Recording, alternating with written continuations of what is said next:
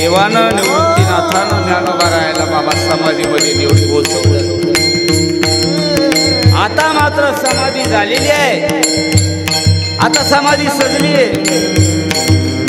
समाधी सजली पण निवृत्तीनाथांचं दुःख अधिक ओतीव झालं आणि शरीर आता पडू लागले.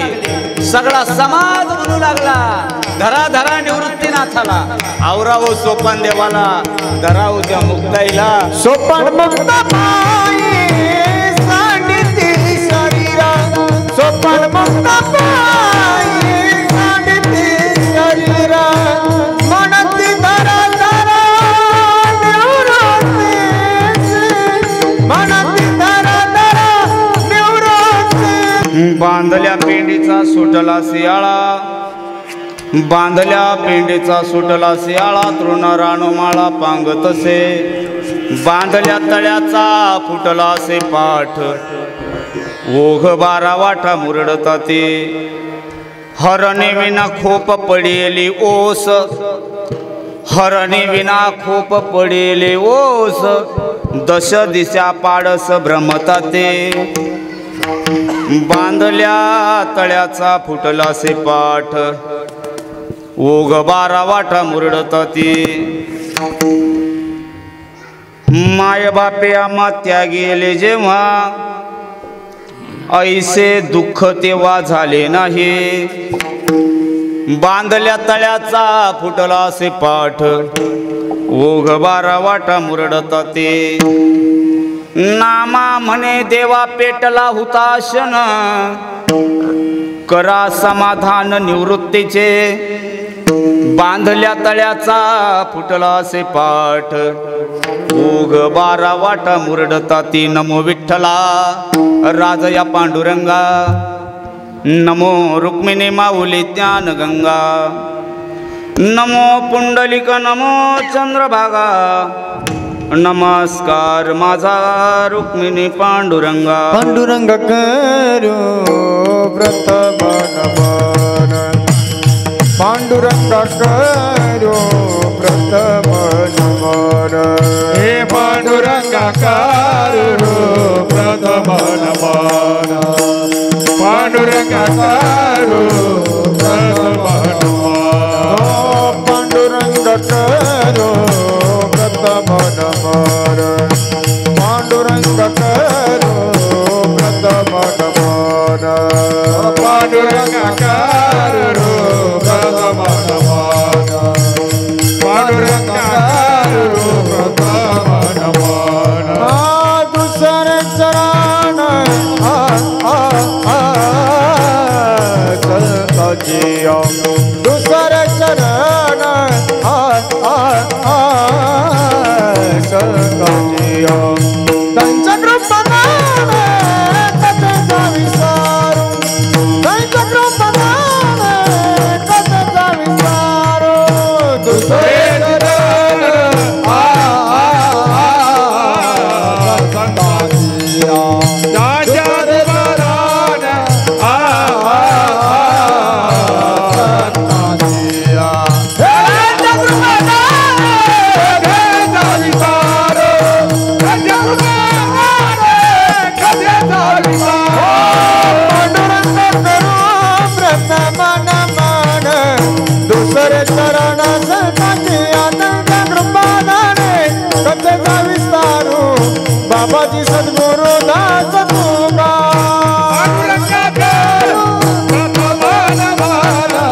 दुसरे चरण सजिया,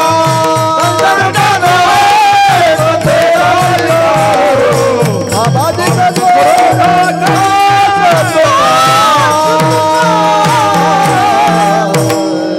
जयांचे केले स्मरण होय सकळ विद्येचे अधिकरण. तेचे वंदुनी श्री चरण श्री गुरूंचे ते नमस्कारुनी. आता आता हृदय आपुले चौफाळूनी भले, वरी बैसव पावले श्री गुरूंचे ते नमस्कारुनी. आता ओम नमो ज्ञानेश्वरा, करुणा करा दयाळा, तुमचा अनुग्रह लाधलो. पावन झालो चराचरी मस्तक पायावरी, पायावरी मस्तक हे पायावरी मस्तक माझा पायावरी यावर करी संतांचा वार करी संतांचा वार करे संताचा वार करे संताचा या वार करे संताचा वार करे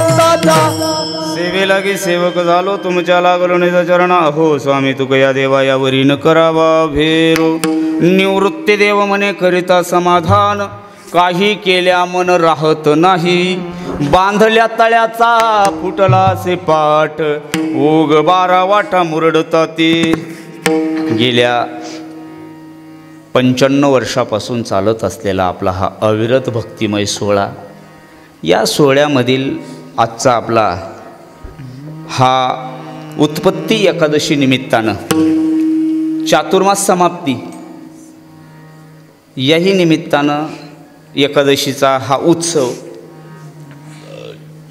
गुरुवर्य बाबांनी आपल्यापर्यंत हा आणून ठेवलेला म्हणून आपल्या ह्या समस्त ग्रामस्थ श्री क्षेत्र खायदे ग्रामवासियांनी आत्तापर्यंत परिसरानं सगळ्यांना मिळून आपण वारकरी मंडळीनं चालू ठेवलेला हा उपक्रम या उपक्रमामध्ये आजच्या दिवशी हा भक्तीचा गाडा ओढण्याकरता थोडासा खांदा लावण्याचा योग माझ्यासारख्या एका पामर जीवाकडं या पालखीला जरा थोडा हातभार लागावा म्हणून करता कदाचित बाबांना मला जन्माला घातलं असावं आणि हे नेमलेलं असावं या उत्पत्ती एकादशीला येणाऱ्या 2025ला श्यामबाबाचा खांदा त्या पालखीला लागावा या हेतूनं माझी नेमणूक आज केलेली आहे विठ्ठल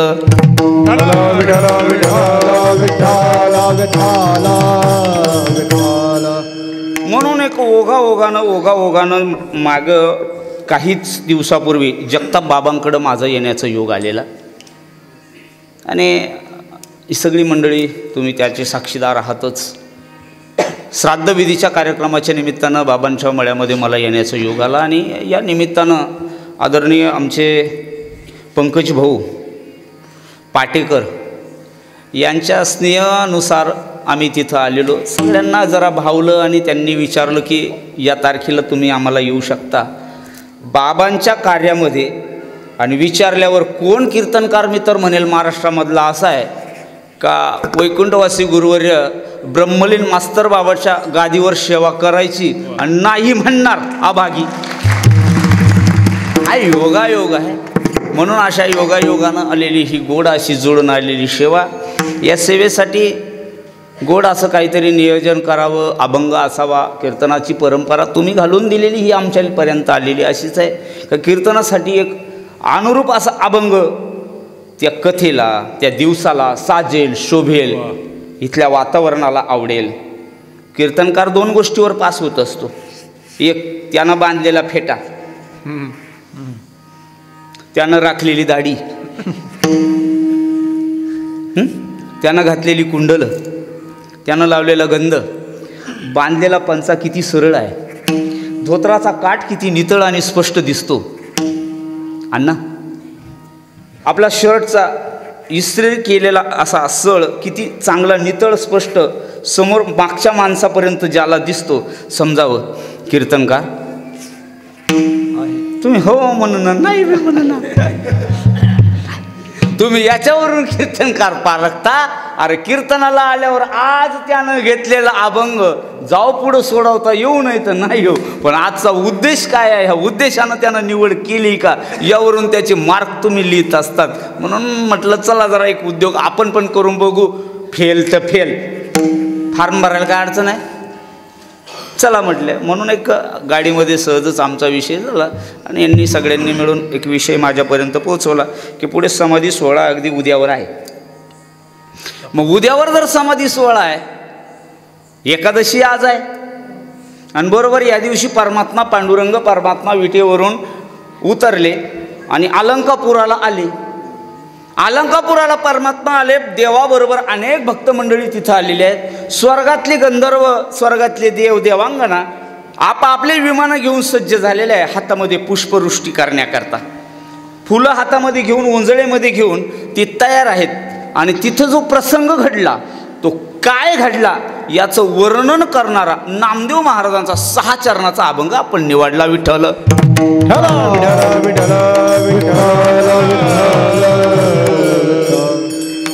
प्रसंग असा घडत होता तिथं. नामदेव महाराज, भगवान पांडुरंग परमात्मा आणि या दोघं जण उभे आहे. श्रीमंत श्री जगाची माऊली, विश्वाची माऊली असणारे ज्ञानोबा समाधिस्थ होणार आहे. ज्ञानोबारायांची आणि निवृत्तीनाथांची कडकडून मिठी पडते.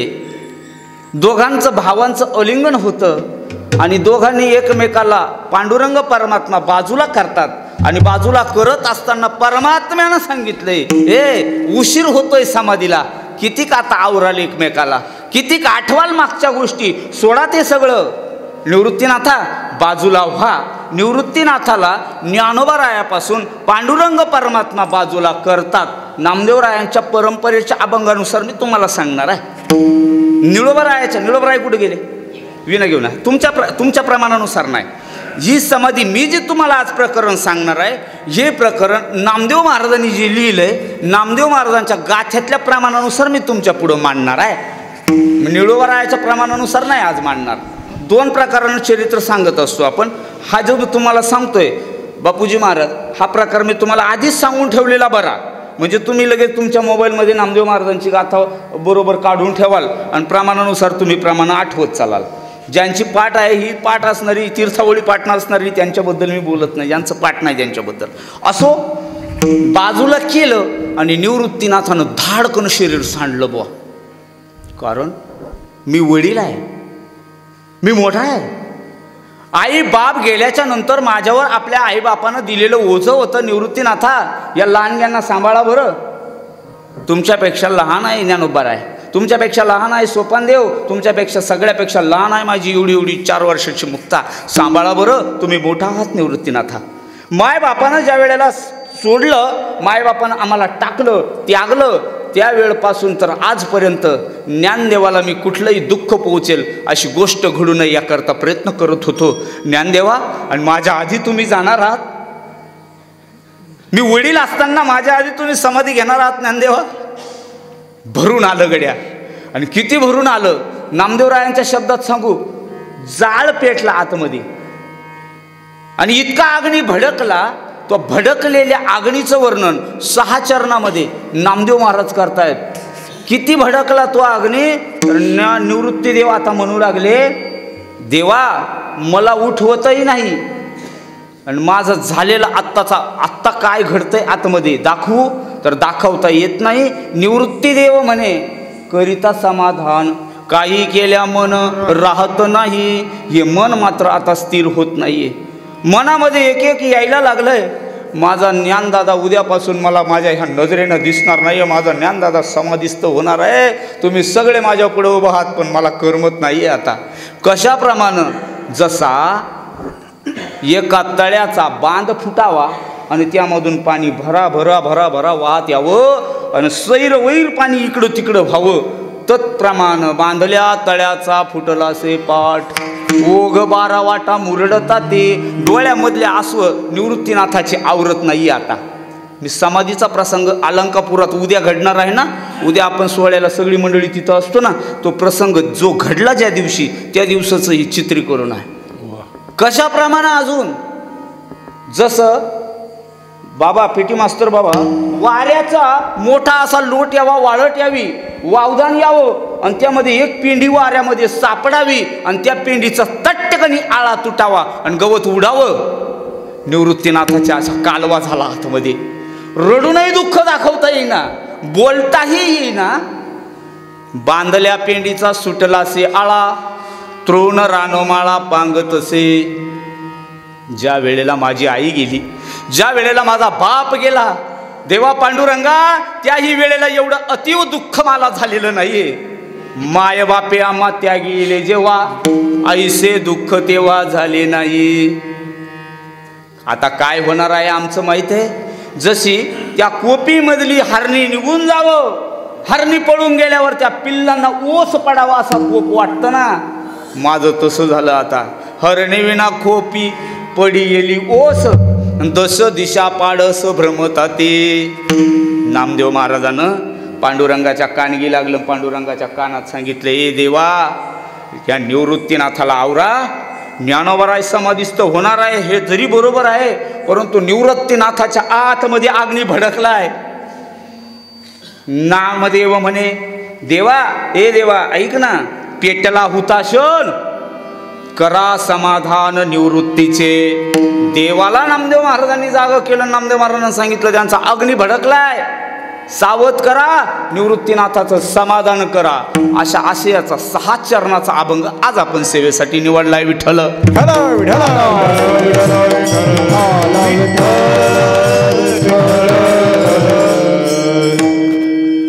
येणे प्रमाणे आपल्याकडे 1-1.5 तास शिल्लक आहे आणि उरलेल्या 1-1.5 तासामध्ये आपण हा अभंगाचा भाव बघणार आहे. तत्पूर्वी पहिले कीर्तनासाठी जे आयोजन केलेलं असतं, कीर्तनकाराचं एक आद्य कर्तव्य आहे, मागच्या लोकांनी घालून दिलेला नियम आहे. याला काही प्रमाण नाही, बऱ्याच गोष्टीला प्रमाण नसतात, पण घालून दिलेला दंड काय, कीर्तनासाठी आलं की कीर्तनाचा परिचय देणं, त्याला अल्प परिहार म्हणतात. बरोबर ना बाबा?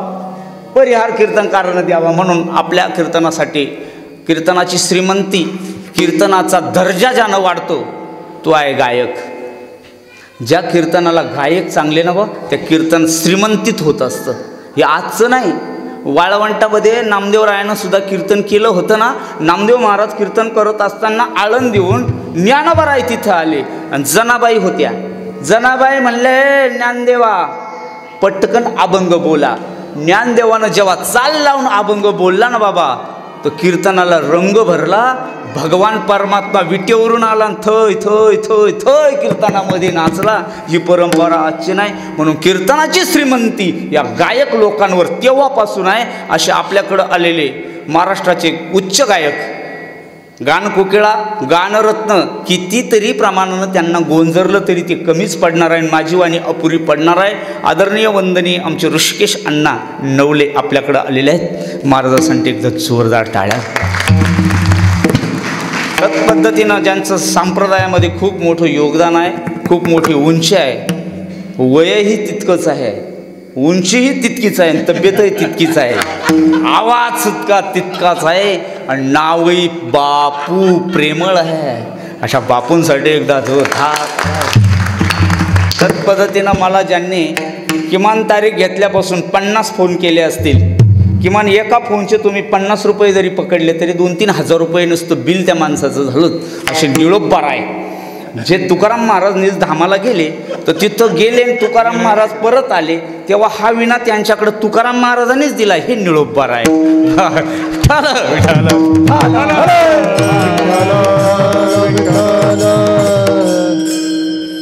बाबा तुमचा फोटो द्या. बाबा बॅनर बनवलंय बघा.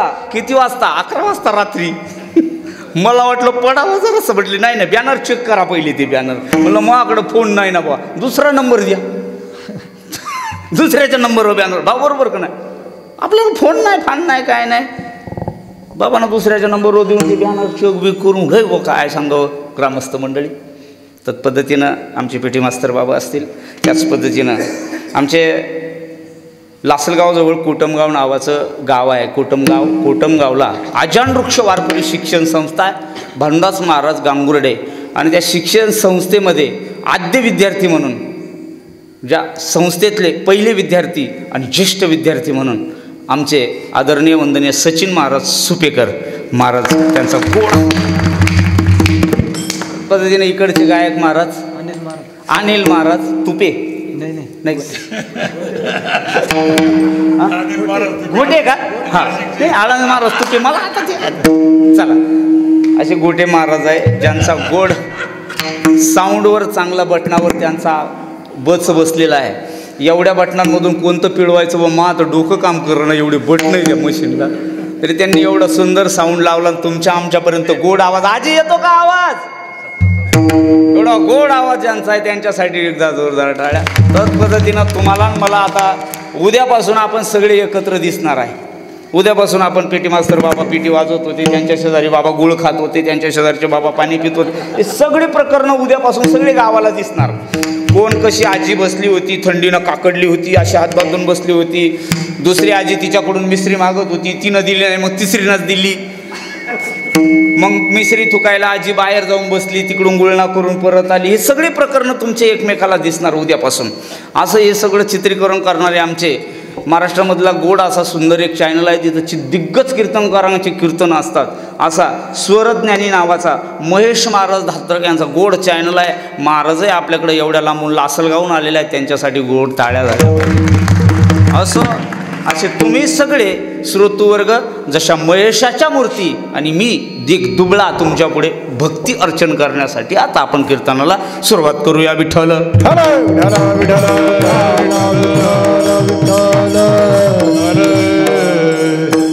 आज कीर्तनासाठी घेतलेला अभंग कीर्तनासाठी जे निवड केलेले आहेत, परंतु कीर्तनाच्या आधी आपल्या पोटामध्ये जे 2 घास गेलेत गड्या, त्यांचं थोडं गायलं पाहिजे. साधा आपल्याकडं नंदीवाला येतो बाबा, तरी एवढे दाणे द्या तरी ढंबरांग ढंबरांग ढंबडांग ढंबडांग ढंबडांग बापाच्या नावानं, आईच्या नावानं, दही नात्या गोत्याच्या नावानं वाजित आहे. बरोबर का नाही? मग तसं आपले बापू दादा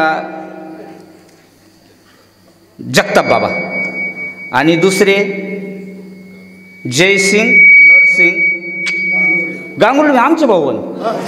भाऊकीचा असा अभिमान पाहिजे माणसाला.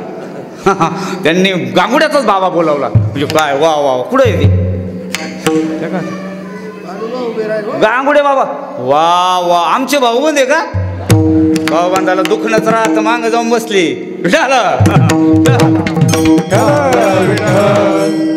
त्यांनी दोघांनी आपल्याला आज पोटा पाण्याची व्यवस्था भागवली ना. म्हणजे आमची कीर्तनानंतर आम्ही आता तुमचं झालं ना. वा वा. अशा कीर्तनाच्या निमित्तानं, ज्या निमित्तानं आपण सगळे एकत्र झालो, ती एकादशी आहे आज. बरोबर? एकादशी आणि पांडुरंग परमात्मा हा 4 महिने म्हणतात विश्रांतीला गेलेला. जगाचा नायक जगाचा कारभार सोडून झोप घेतो आणि जगाची ही कारभाराची याची ठेवणच न्यारी गड्या. झोपेतही कारभार चालू ठेवतो. देव झोपल्यावर आपल्याला त्यानं झोपी लावायला पाहिजे होतं 4 महिने. किती? पण नाही, तो म्हणतो तुम्ही राहा जागे, मी पडतो जरा. पण तिथून झोपल्या आपल्यावर नजर ठेवतो. ही त्याची नजरेची खरी ताकद आहे राजा. ही त्याची नजरेची ताकद आहे. हो, त्या परमात्म्याला जागृती येते. 4 महिने पूर्ण होतात आणि मग ही उत्पत्ती नावाची एकादशी येते. काय आहे एकादशीचं महत्त्व? ही एकादशी ज्यानं केली नसल, ज्यानं ही एकादशी घडली नसल, त्याच्यासाठी एकादशीचं फक्त एवढं व्रत कानावर जरी पडलं तरी एकादशी केल्याचं पुण्य त्याला मिळतं. विठ्ठल तुकाराम महाराज तर म्हणतात की जर ही एकादशी नाही केली आणि माणूस जर मेला, ही म्हणजे आजची नाही, एकादशी व्रत जर त्याच्याकडून घडलं नाही तर तिकडं गेल्यावर ते यमचे दूत आहे का, ते यमाचे दूत त्या यमाच्या देवाकडं घेऊन जातात आणि तो न्यायाधीश आहे. तिथं गेल्यावर याला पुढं उभं केलं जातं. पहिलं विचारलं जातं, ए कोण गावचा? म्हणले दिग्वतचा श्यामबाबा. एकादशी केली? नाही, भाकऱ्या खाल्ल्या. अरे भाकऱ्या खातो एकादशीला, तू कुत्र्याचं हो खाल्ल्यासारखं झालं. मी नाही सांगत बा. एकादशीचं अन्नपान जे नर करीती भोजन, श्वान विष्टे समान अधम जनते एक. हे कुत्र्याची विष्टा खाल्ल्यासारखं झालं. भाकरी नाही खायच्या आणि त्या वरच्या लोकाला काय उत्तर देणार? 15 दिवसामधून एक एकादशी येते. कार्य न करीशी व्रतसार, काय तुझा जीव जातो एकादशी. फराळाचे मिसे धनी गेसी, थोडे तुझे घरी होती उजगारे. देऊळासी कारे मरसी जाता. आणि नाही गेला आणि त्या यमाजवळ गेला आणि त्यानं विचारलं, ए एकादशी केली का नाही? मग त्याला काय उत्तर देशील? तुका म्हणे का रे सुकुमार झाला से, काय जाबरे यमदूता कायदा बुद्धीसी यमदूता कुमार झाला से कायदा बुद्धीसी यमदूता कायदा बुद्धीसी यमदूता तुका मन करे सुकुमार झाला से कायदा बुद्धीसी यमदूता कायदा बुद्धीसी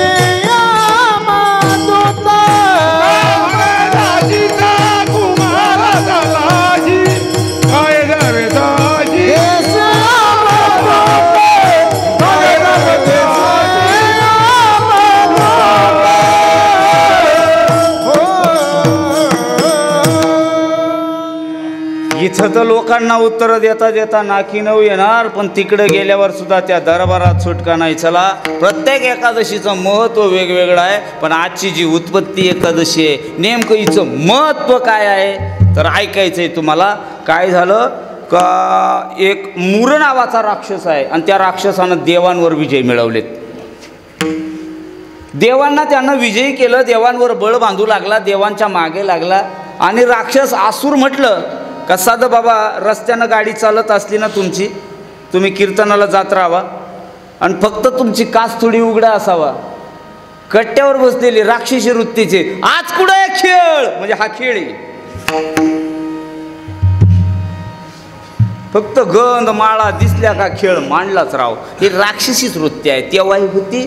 त्या राक्षसानं देवांच्या मागं पाठलाग केला, लय देवाला त्रास देऊ लागला गड्या. म्हणून भगवान विष्णूनं त्या गड्याकडं जरा पाहिलं, म्हणले याच्याकडं बघतो मी जरा. याचा पाठलाग केला. तब्बल 10,000 वर्ष भगवंताचं, विष्णू भगवंताचं आणि ह्या मूर राक्षसाचं युद्ध चाललं. आजच्या दिवसाची कथा सांगतोय मी तुम्हाला. उत्पत्ती एकादशी. भगवान परमात्म्याला थकवा जाणवला आणि भगवान परमात्मा बद्रिका आश्रमामध्ये येऊन आणि विश्रांती करतायत. हा पाठलाग काय सोडना आणि विष्णू भगवंताच्या मागं मागं हा तिथून यमवती नगरीमध्ये बद्रिका आश्रमामध्ये पेटी मास्तर बाबा पोहोचलं. आणि पोहोचल्यावर मग भगवंतानं आरामाला लागल्यावर भगवंताची चित्तशक्ती भगवंताच्या बरोबरच आहे. तिचा जन्म होतो. सुंदर अशी एक स्त्री भगवंताच्या या शरीराच्या आकाराबरोबर तशीच वाढू लागली आणि भगवंताच्या छायेमधून प्रागट्य झालं. स्त्री होती, ती स्त्री त्याच्या मागं लागली आणि मागं लागल्यावर त्याला पळता भुई थोडी केली आणि तिनं मात्र त्या आता ह्या मूर राक्षसाचा वध केला.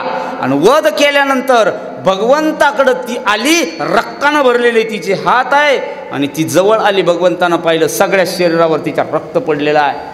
म्हणून भगवंतानं तिच्याकडं पाहिलं आणि भगवंत म्हटले, कोण आहेस तू? सांगितलं, देवा तुम्ही जेव्हा झोपलेले होते, तुमच्यावर प्राणघातक हल्ला जेव्हा होणार होता ना, त्यावेळेला मी पुढं आले आणि पुढं येऊन मी त्या मूर नावाच्या राक्षसाचा वध केला.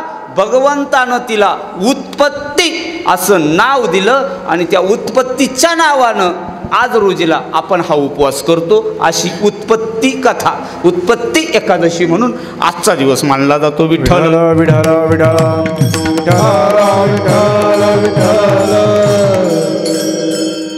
या एकादशीचं महत्त्व असं आहे की या दिवशी आज आपल्या अदृष्टीने, कुदृष्टी म्हणतात त्याला, अशा लोकांनी आपल्याकडं कुदृष्टीनं जरी पाहिलं आणि आपण एकादशीचं व्रत केलं तर ते जळून भस्म होतात. आणि ही एकादशीचं महत्त्व आहे. म्हणून अशी एकादशी प्रत्येकानं करावी. याला उत्पत्ती एकादशी असं नाव पुराणामध्ये आलेलं आहे. असो, म्हणून ह्या एकादशीच्या निमित्तानं आपण सगळे एकत्रित झालो. आपल्याला आज बघायचं आहे प्रकरण काय, आपण सुरुवातीला पण बोलून गेलो. अलंकापुरामध्ये जो सोहळा गाजणार आहे उद्या, ज्या सोहळ्याकरता फक्त भूलोकातली लोकं नाही तर स्वर्गलोकातली सुद्धा विमानं येणार आहे आणि त्या अलंकापुरावर पुष्पवृष्टी होत असते.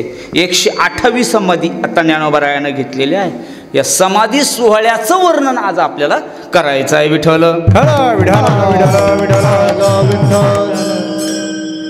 ज्ञानोबरायाची जर पाठीमागची थोडी परंपरा पाहू गेलं महाराज, तर ज्ञानोबरायांचे 5-7 पिढ्यांचं जर वर्णन पाठीमागं पाहिलं तर ज्ञानोबारायांचं घराणं हे आत्ता आपल्याला कुलकर्णी नावानं दिसलंय, बरोबर. बाबा, मी ज्ञानोबारायांची थोडी मागची पार्श्वभूमी तुम्हाला सांगतो. थोडं पाठीमागं जाऊया आपण, 5-7 पिढ्या मागं पाठीमागं जायचं. जगताप बाबा, मला तुमच्या 10-1 पिढ्या सांगता येतील तुम्हाला कदाचित, बरोबर. आता मी माझ्या सांगू, तुम्हाला ऐकायला येतोय तुम्हाला आवाज. कदाचित ह्या पत्र्यामुळं तुम्हाला डबल आवाज येतो असं मला वाटायला लागलं. आजी, तुमचं काय मत? प्रत्येक शब्द तुम्हाला कळत नाही आहे माझा, समजतो. मी थोडं पातळ बोलू, जास्त दाट जर रोप टाकलं तर ते चिमटावता येत नाही, बरोबर ना. बरोबर. म्हणजे आवाज डबल येतो का? आता इतक्या लांबून बोलल्यावर बरोबर येतो का? बाबा तुमचं काय मत आहे? कसा येतो आवाज? थोडा अजून मागं जाऊ, मी घरी जाऊ. बस का? नाही, गंमत नाही. काय होतं, हे बरोबर निवारा बनवलाय, तो निवाऱ्याकरता आहे, आवाजाकरता नाही आहे. आवाजाकरता मंडपच चांगला, हॅमिंग होतं. हे बघा, दादाने बरोबर हेरलं. मग याच्याकरता काय केलं पाहिजे? नाही हो,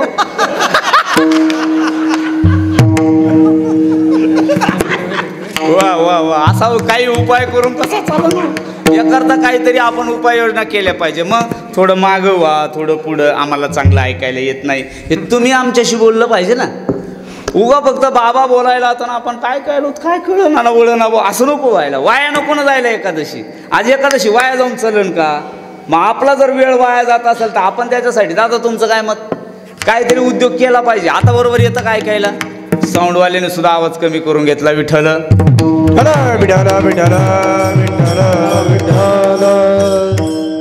तर ज्ञानोबारायांचे वाडवडील मी तुम्हाला सांगतो, ही जावळीचे आहे. जावळे. माझ्याकडे लक्ष द्या हां. 1 तास वेळ आहे तुम्हाला, मला फक्त 1 तासामध्ये मी ज्ञानोबारायांच्या समाधीपर्यंत तुम्हाला आणणार आहे, बरोबर मिळवणार आहे. ज्ञानोबारायांचे जर आद्य प्रवर्तक पाहाल तर त्यांचं आद्य प्रवर्तकाचं नाव येतं हरिहरपंत. हरिहरपंत जावळे. त्यांना एक अपत्य झालं, त्यांचं नाव आहे रामचंद्रपंत जावळे. रामचंद्रपंतांना एक मुलगा झाला, त्यांचं गोविंदपंत जावळे. त्यांना गोपाळपंत सुद्धा म्हटलंय. त्यांना मुलगा झाला, त्यांचं नाव रामचंद्रपंत जावळे. ते रामचंद्रपंत जावळे इथपर्यंत बरोबर आहे. पण हे रामचंद्रपंत मात्र आता देवगिरीला आले. देवगिरीला त्यांनी कुलकर्णी पद घेतलं. म्हणून जसं ह्या गावामध्ये काय आडनाव आहे? जगताप. जगतापायला पाटील लावलं. काय केलं? पाटील आडनाव आहे का? जगताप खोडून टाकलं, तिकडं श्याम महाराज पाटील केलं. कसं केलं? अरे पाटील की पाटील आडनाव नाही. हे कुलकर्णी पद मिळालंय त्यांना. आपे गावला 24 गावं दिलेत आणि 24 गावाचं कुलकर्णी पद यांच्याकडे दिलं. तेव्हापासून रामचंद्र पंत कुलकर्णी झाले. विठ्ठल.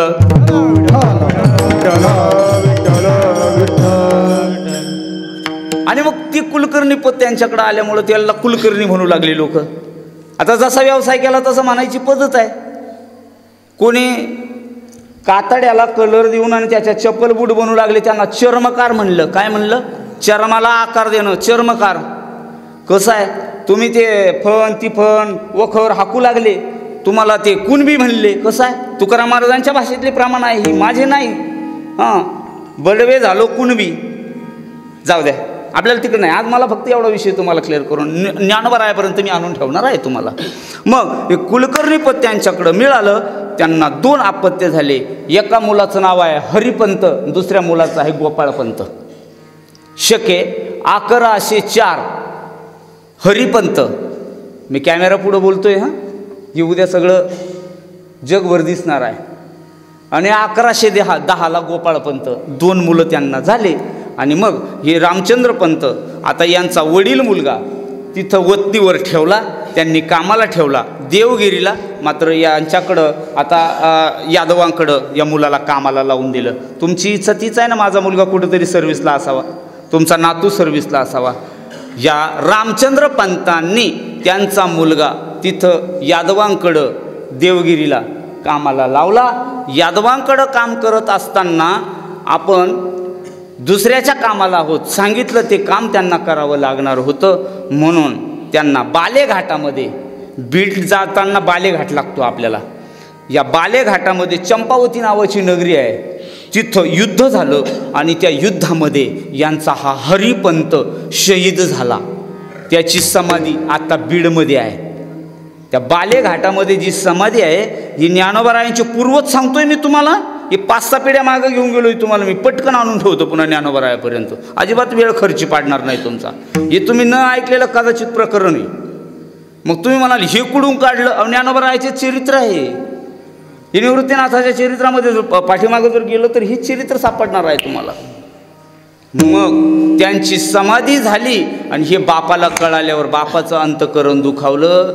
माझ्यासमोर माझ्या मुलाची जर समाधी होते तर आपल्याला काय आता जगून उपयोग नाही. बाप खचला. बापानं त्याच दिवशी निर्णय घेतला.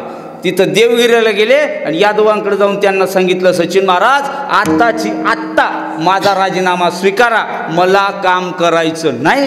तिथं जाऊन त्यांनी राजीनामा दिला आणि सरळ आले आणि आपेगावला येऊन शांत झाले. ते हठयोग करत होते, हठयोगाच्या मागं लागले.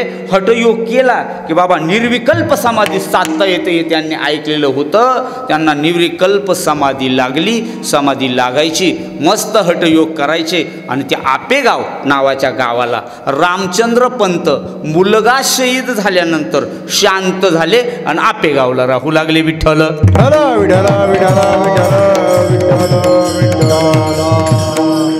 याच काळामध्ये नाथ परंपरेनुसार गोरक्षनाथ हे गोदावरीची परिक्रमा करायला सुरू करतात. आता नर्मदेची परिक्रमा करतात लोक. त्यावेळेला गोदावरीची परिक्रमा करायला निघाले आणि गुरु गोरक्षनाथांनी त्र्यंबकेश्वरला बरोबर ब्रह्मगिरीहून प्रदक्षिणा चालू केली. बघा माझ्याकडे लक्ष द्या आजी. ब्रह्मगिरीची प्रदक्षिणा केली. ब्रह्मगिरीपासून त्यांनी आता गोदावरीची परिक्रमा करणार आहे. ब्रह्मगिरी, त्र्यंबकेश्वर, नाशिक, कोपरगाव, कायगाव टोक आणि आपेगावला मुक्काम. आपेगावला गेले व आपेगावला मुक्कामाला राहिले आणि तिथं राहिल्यावर त्यांना कळालं इथं कोणीतरी साधू आहे आणि त्या साधूनं इथं हठयोग चालू केला. निर्विकल्प समाधी त्यांना लागते. साधना करतात. जवळ गेले आणि साधूचं लक्षण ओळखू शकतो. गुरु गोरक्षनाथांनी त्यांच्या डोक्यावर हात ठेवला, त्यांना ब्रह्मबोध करून दिला आणि त्यांची तिथं समाधी झाली. कुठं? आपेगाव. म्हणून हे भक्त त्र्यंबकराज मूळ पुरुष आदी तयाचे समाधी आपेगावे तयाचे समाधी आपेगावे तयाचे समाधी आपेगावे तयाचे समाधी.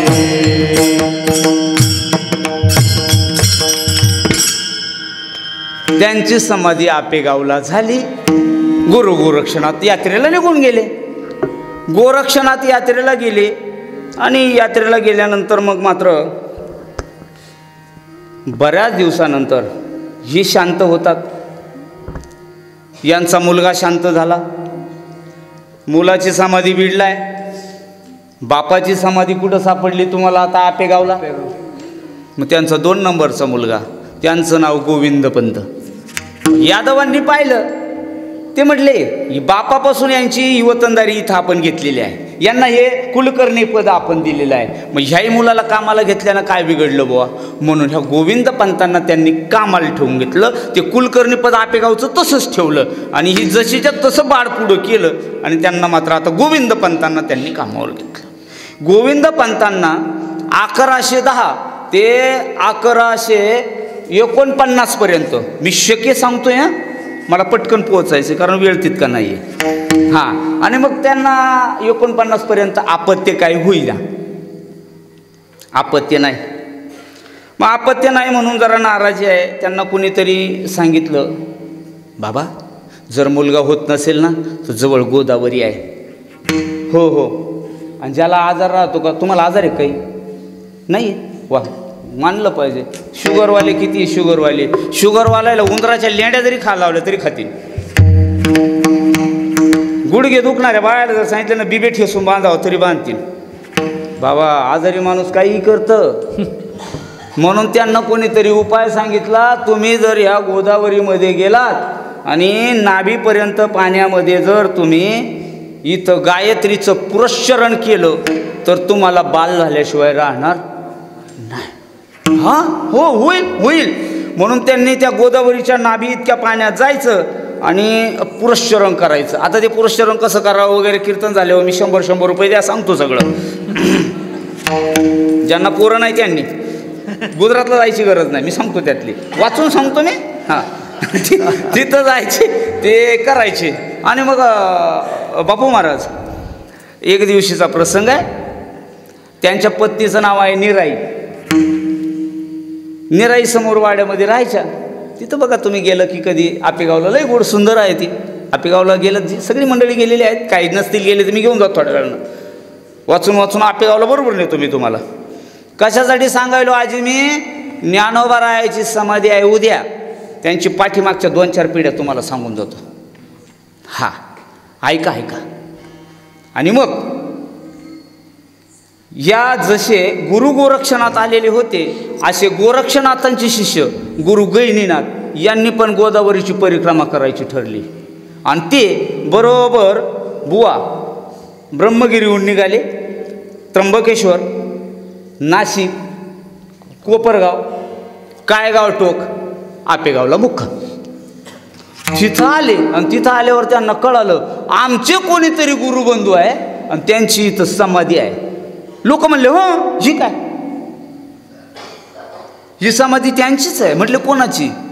आणि ते रामचंद्र पंत, तुमच्या गुरुजींनी यांना इथं शांत केलं, ही त्यांचीच समाधी आहे. दर्शन घेतलं, वा माझे गुरुबंधू आहे. हो हो, पण यांचं कोणी वारीस वगैरे आहे ना? हे समोरचं घर त्यांचंच आहे. म्हटले ते असतील का घरी? हे नाही माहीत आम्हाला, पण जाऊन बघा ना तुम्ही. ते नाही पाहिलं भगवे कपडे मागणारं टांगणारं दिसतं. लोकायला काय घे नाही. आपल्या घरावरून गोंगडं काढायचं दुसऱ्याच्या घरावर येऊन जा म्हणले घरी. बाबा गेले आणि दरवाजात जाऊन मोठ्यानं अल्लक केला. अल्लक माय माय तिथं उभीच होती दरवाजात. बाबा सूप भरून धान्य आणलं आणि टाकलं. मला धान्य नको पण आई. आणि ते भगवे येतात का तुमच्याकडे? येतात कधी? माय बाबा कोणाचं काय घेत नाही. नको कीर्तनात नको. उद्या मी कपडे दुसरे घालून लिहिले आणि मग सांगतो तुम्हाला.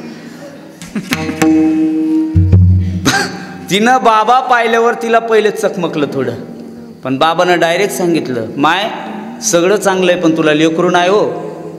हां लग्नाला एवढे दिवस झाले पण लेकरू होत नाही. तुझा नवरा गोदावरीमध्ये पुरस्चरण करतोय, उपयोग नाही. एक काम कर, हा बघा रुद्राक्ष देतो तुला मी. आणि थोडा भस्म दिला आणि भस्म आणि रुद्राक्ष दिलं बाबा पेटी मास्तर बाबा. आणि सांगितलं पुढच्या वर्षी बाबा गोरक्षनाथ येणार, त्यांचे शिष्य गुरु गैनीनाथ येणार. आणि आम्ही आलो की अंगणामध्ये एक बाळ खेळताना दिसणार माय. फक्त हा फेकू नको प्रसाद. एकदा एका बाईनं फेकला तर आमचे आजे गुरु उकिरड्यात जन्माला आले. उकिरड्यात आमचा प्रसाद लय अवघड आहे आणि नाथाचा प्रसाद आहे माय. फेकू बिकू बरं. आणि बायानं एवढं समजून सांगितलं बाया ईस प्यायला बसल्या आणि त्यात पोरग होत नाही म्हणले होती. पक्की पिळलेली बाई. निराई गोविंद पंताची पत्नी. निराईनं तो प्रसाद खाल्ला. काय होतं? भस्म आणि तो रुद्राक्ष गळ्याला बांधला. हा तोच आहे तिच्याकडून आणलेला. पण मला अजून होईच ना. मी माणूस आहे, मला कसा होईल हो? त्याला बाई लागते. सोडा.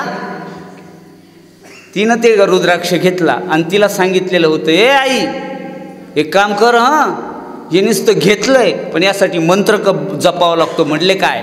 या कलियुगामधला मंत्र आहे. काय? या कलियुगामध्ये विठ्ठल हे सार नाव आहे. तू म्हणशील बाकीचं काही नाही, भजन फक्त श्री विठ्ठलाचं करायचंय. आणि इथं जर विठ्ठलाचं भजन केलं, हातानं टाळी वाजवली आणि मुखानं नामचिंतन केलं ना, तर स्वर्गापेक्षा मोठा सोहळा इथं आहे. हे सुख स्वर्गात सुद्धा नाही बरं आहे. म्हणून तू भजन कोणाचं कर तर विठ्ठलाचं कर. म्हण विठ्ठल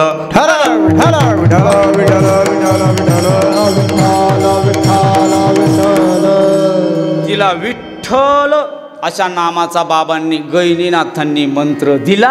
आणि मंत्र दिल्याच्या नंतर दिसमास हिला मात्र आता गर्भ सामावला. लेकरू पोटामध्ये वाढायला लागलं ना आईला कळू लागलं. आई म्हणले बाबाचा प्रसाद पावला. बाई मोठी खुश आहे. आणि काळा अवकाश काही दिवसानंतर बऱ्याच दिवसानं मात्र आता ते बाईला कळू लागलं माझ्या गर्भामध्ये गहिनीनाथानं दिलेल्या प्रसादालाच हो आलेली आहे. आता मात्र मला बाळ होणार. अधिक जप करू लागली विठ्ठल विठ्ठल विठ्ठल विठ्ठल विठ्ठल विठ्ठल. आणि ते गर्भमध्ये ऐकायला लागलं. बरोबर दिवस भरले आणि निराईच्या पोटी बाळ जन्माला आलं. आणि ते बाळ अंगणामध्ये खेळत होतं. आणि बरोबर 1 वर्षाच्या नंतर गहिनीनाथ बाबा परत एकदा गोदावरीची परिक्रमा करत करत आपेगावला मुक्कामाला आले. आणि पुढं वाड्याकडं पाहिलं तर एक लेकरू अंगणामध्ये खेळत होतं. म्हणून बाबा गेले. आणि गेल्यावर विचारलं निराई बाळ कुठं आहे? बाबा तो काय तुमच्याजवळ खेळतो? तोच आहे. म्हणले बोलव त्याला. यांना हेच बघायचं होतं या बाळाला आता ही माय काय नावानं हाक मारणार आहे. हे बाळ आपण दिलेलं होतं, परंतु हे बाळ दिल्याच्या नंतर हिला मात्र प्रसादाच्या आपल्या प्रचिती आली की हिनं आणि कोणाकडून काय नाव ठेवलं. म्हणून त्या बाळाला हाक मारायला लावली. बाईनं हाक मारली, ए वेदमातन इकडे बाबा आलेत. वेदमातन हे काय नाव ठेवलं? म्हणले हे नाव कोणी सांगितलं? म्हणले गुरुजी माझ्या नवऱ्यानं गायत्री मंत्राचं पुरस्चरण केलं. गायत्री ही वेदाची माता आहे.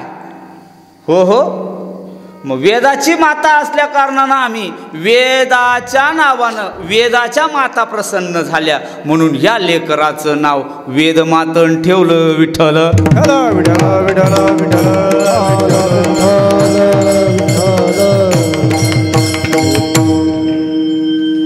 वेदमातन नाव ठेवलं.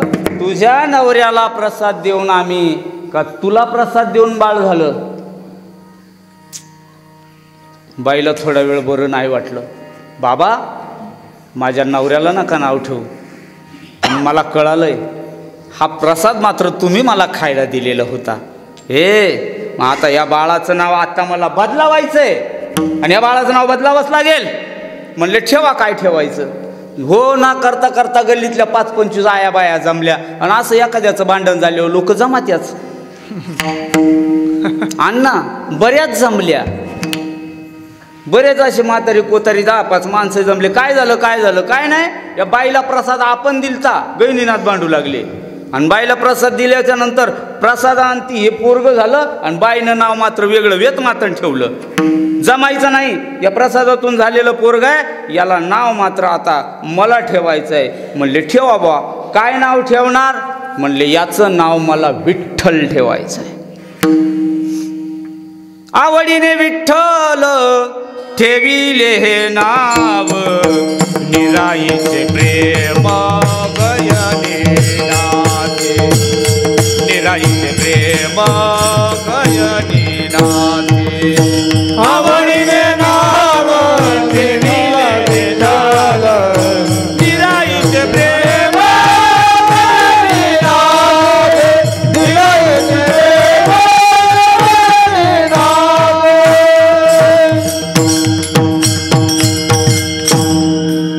आवडीने विठ्ठल ठेविले हे नाव, निराईचे प्रेम गहिनीनाथे. विठ्ठल असं त्या बालकाचं नाव ठेवलं. आणि ह्या लेकराला मात्र आता विठ्ठल म्हणून विठ्ठल गोविंद पंतांचा मुलगा असल्या कारणानं पाटलाच्या पोराला पाटील म्हणायची पद्धत आहे. म्हणून गोविंद पंतांच्या पोराला विठ्ठल पंत म्हणू लागले. आणि हा विठ्ठल पंत आता शिक्षणासाठी मामाच्या गावाला पैठणला पाठवलं. त्याचं शिक्षण पूर्ण झालं. अण्णा शिक्षण पूर्ण झालं आणि एकदा विद्या अर्जन झाली का मग कुठंतरी तीर्थयात्रा करावी वाटते. म्हणून या विठ्ठलानं तीर्थाटन करायचं ठरलं. आणि हे विठ्ठल मात्र आता तीर्थाटनाला गेले. तीर्थाटन करत करत करत करत अलंकापुराला आले, आळंदीला आले. आळंदीला आल्यावर यांनी इंद्रायणीचं स्नान केलं. स्नान करून आले आणि सुंदर असा सुशील दिसणारा कोवळे कोवळे गालावरती केस आहे, थोड्या थोड्या मिशी आहे, जवानीत आलेला हा अगदी स्वच्छ नितळ निर्मळ चेहऱ्याचा मुलगा आता स्नान करून आणि सिद्धेश्वराकडे येणार आहे.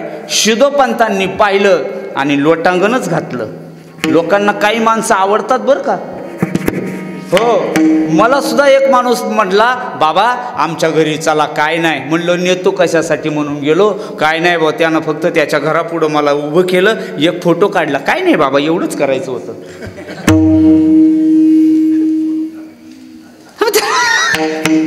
बाकी काय करायचंय, स्टेटसला ठेवायला बाबा आमच्या घरी आले होते. बाकी काय असतात, आवडतं कायला.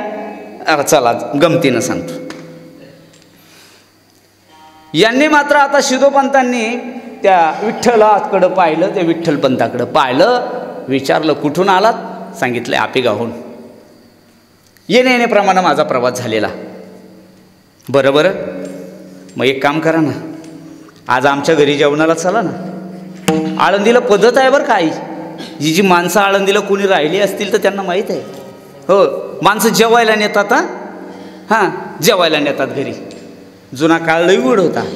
वारकऱ्यांना जेव घालायची 4-2 भाकऱ्या. आज पण ज्ञानोबा रायांना प्रसाद घेऊन जायला जर जमत नाही ना, तर आमची लेकरं जी शिकायला आहेत त्यांना मधुकरी देतात आणि ज्ञानोबा रायाला प्रसाद पोहोचला असं आळंदीकरांचं मत आहे. आळंदीकरा हे म्हणलं जाते, त्याला मधुकरी म्हणतात. असं त्यांना घरी घेऊन गेले.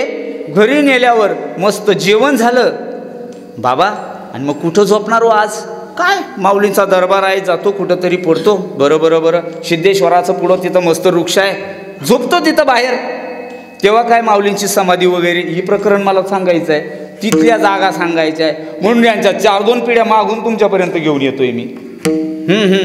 मग हे विठ्ठलपंत ज्या घरी मुक्कामाला राहिले ना बाबा, त्या घर मालकाला स्वप्न पडलं शिदोपंतांना.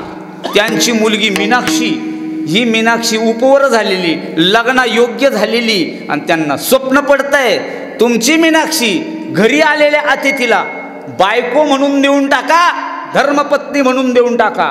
सकाळी झोपेतून उठल्या उठल्या पहिल्या प्रहाराला आले, जय हरी बाबा, जय हरी जय हरी जय हरी. बाबा मला असं पहाटे स्वप्न पडलं की माझी मुलगी तुम्हाला देऊन टाका असं श्री विठ्ठलानं मला सांगितलं. विठ्ठलपंतांनी काय म्हणायला पाहिजे होतं, मिळात्या कुठं नाहीतरी.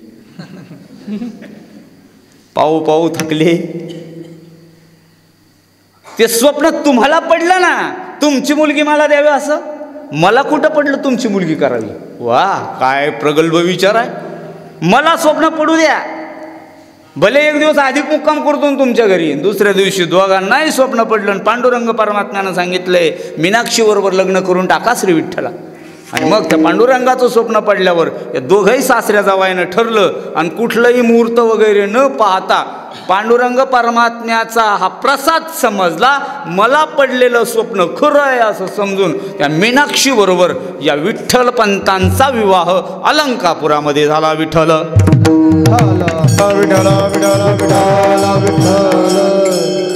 सिद्धेश्वराचं दर्शन घेऊन दोघंही दाम्पत्य आपत्य हे आपेगावला गेले. आपेगावला आई बापाला दंडवत केलं. सांगितलं बाबा तुम्हाला न विचारता ही मीनाक्षी करून आणली, काय नाव ठेवू हिचं. घरी आणल्यावर बाईचं नाव बदलायचं ना. अजूनही बदलता का. ते करंगळीनं फोडतात ना, कटेरीनं फोडतात. तुम्ही फोडलं होतं हा, तेव्हा काय फोटो वगैरे नव्हते. तुमचं कसं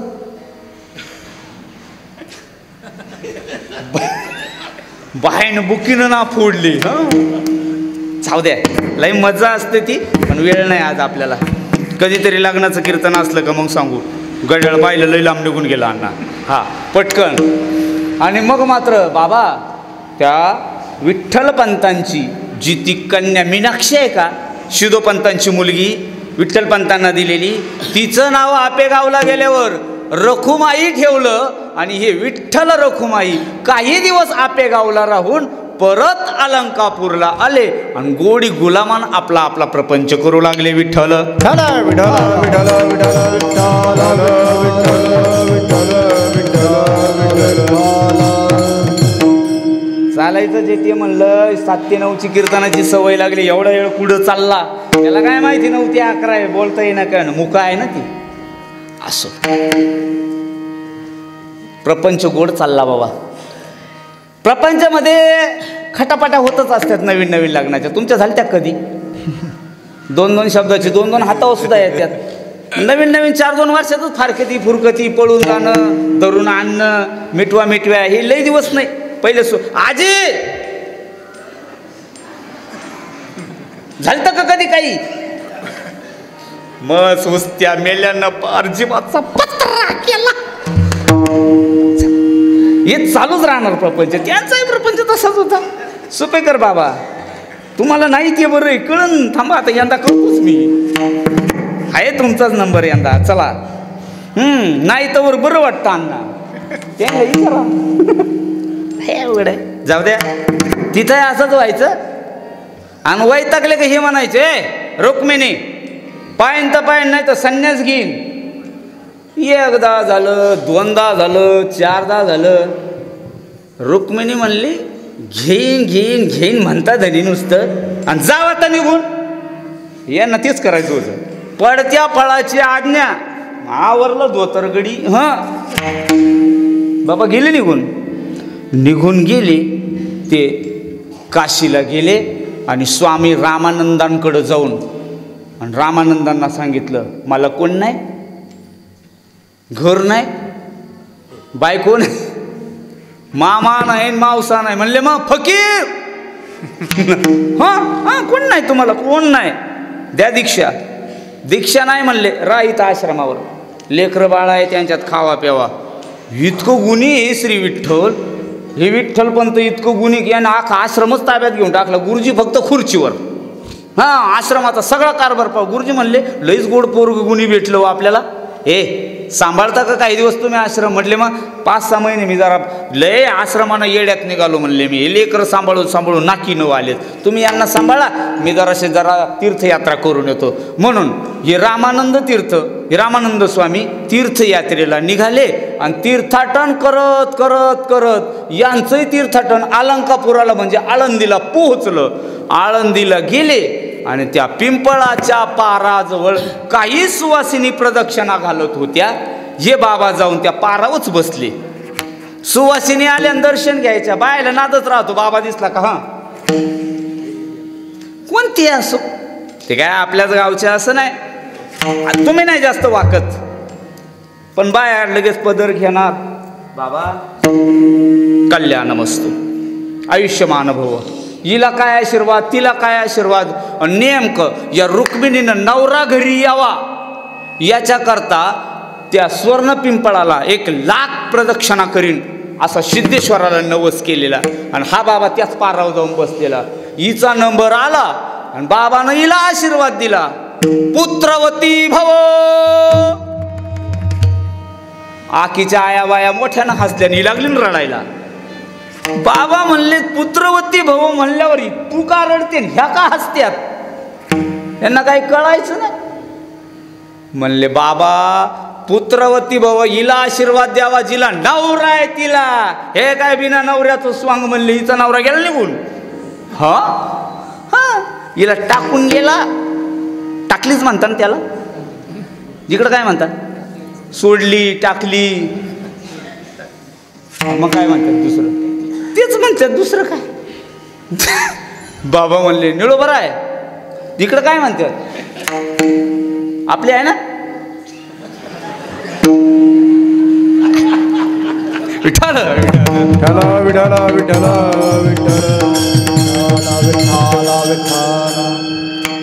मी दिलेला आशीर्वाद परत घेणार नाही. हिला मुलगा होणार, बिना नवऱ्याचा कसा होणार? म्हणून मी आता इथून, आणि त्यांच्या लक्षात आलं, काही खानाखुना विचारल्या, तुझा नवरा कसा होता ग? म्हणले माझा नवरा अशी गोल टोपी घालायचा, पुढं कोणा असायचा, बाजूनं पांढरे पांढरे केस अशी टोपीच्या बाहेर निघायचे, बुक्का लावलेला असायचा, गळ्यात उपरणं असायचं, पूर्ण गळ्याला वेडा मारलेला, समोर पेटी असायची, बटनावर बोटं असायची, भाता ओढायचा. बराबर वर्णन पेटी मास्तर बाबासारखं केलं. बरं बरं बरं, यांच्या लक्षात आलं आत्ता आत्ता आपल्या आश्रमात आलेलं जे पोरग आहे वर्णन तर त्याला लागू पडतं. बाबा म्हणले पुढच्या यात्रा थांबल्या, बाबा लगेच परत गेले आणि काशी गाठली. गेल्याबरोबर त्याला साष्टांग दंडवत घातला असेल ना. काय बुवा आता ती, आणि साधू आहे. गेल्यावर इकडे या महाशय, कुठले आहात तुम्ही? आता यानं पाहिलं पारा चढलेला दिसतो, कदाचित काय यांना भेटलं कोणीतरी आळंदीचं, यात्रेला गेलती. कुठल्यात सांगावं लागलं, खरं खरं सांगत नाही तरी पण खुणा सांगितलेल्या होत्या. उजवा दंड दाखवा, त्या दंडावर मात्र बिलवदळ होतं. हे रुक्मिणीनं सांगितलेली खून होती. पाहिलं हा तूच आहेस. आणि सोन्यासारखी पत्नी आहे, प्रपंच टाकून साधुत्व पत्करतो कशासाठी? तुमचं काय मत? नाही सकाळी समजा माग सायकल येऊ, गारी गारची पेट, गारी गार बाबो, कसं वाटत? कसं वाटत? बरं वाटत? त्याचं तसंच झालं, त्यांचं तेच झालं. अरे काल संन्यास घेतला म्हणे, संन्यासी झाला म्हणे, आणि संन्यासी आता परत प्रपंचात आला. गाव लागला हसू, गावाला हसी झाली बुवा, अख्खं गाव थुकू लागलं. संन्यासी आहे ना, आला आश्रमाला, परत पळून गेला होता बायको सोडून. काही बाया नाही का पळून जातात, मग गेली म्हणतात बोंगा करून, गेली तर गेली परत आली, तिला लई काय असंच का तुमच्याकडं? म्हणून बाया त्यांची त्या येत नाही आपत्तीनं, मग आणायला लावावं लागतं 5-6 जणायला. मी आलीच नसते, पण बापू महाराज ते आले म्हणून आले, नाही तर लय आशिलाची याची पक्की जिरवली असती. जाऊ द्या, यांचं तेच झालं. हे आले आणि आल्यावर राहिले काही दिवस, आणि राहिल्यावर वरच्या लोकांना पाहिलं. वरती 3 देव बसलेले आहे, ब्रह्म, विष्णू आणि महेश. यांनी पाहिलं या जगाला सुंदर दिसण्याकरता, या जगाला नटण्या थरण्याकरता साधूची गरज आहे. हे विश्व साधूंना पोरकं राहणार आहे. या विश्वाची जडणघडण ही साधूवर चालत असते. आपण 3 देवांनी हा एवढा उत्पत्तीचा थाट मांडलेला आहे. या कलियुगामध्ये साधू जर नसेल तर लोकांना भक्तीचा मार्ग कोण सांगणार आहे? म्हणून या देवांनी मात्र अवतार घ्यायचा ठरला, आणि पहिला अपत्य त्यांना झालं भगवान शंकर. प्रत्यक्ष भगवान शंकराचा अवतार श्रीमन निवृत्तीनाथांचा जन्म होतो. विठ्ठल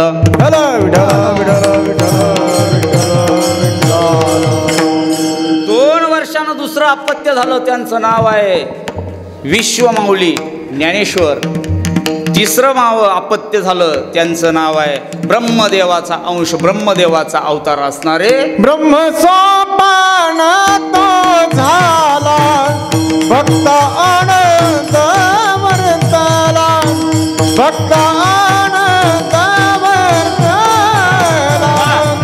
भक्त आनंद वर्तला. ब्रह्मसोपान तो झाला, भक्त आनंद वर्तला, भक्त आनंद वर्तला, आनंद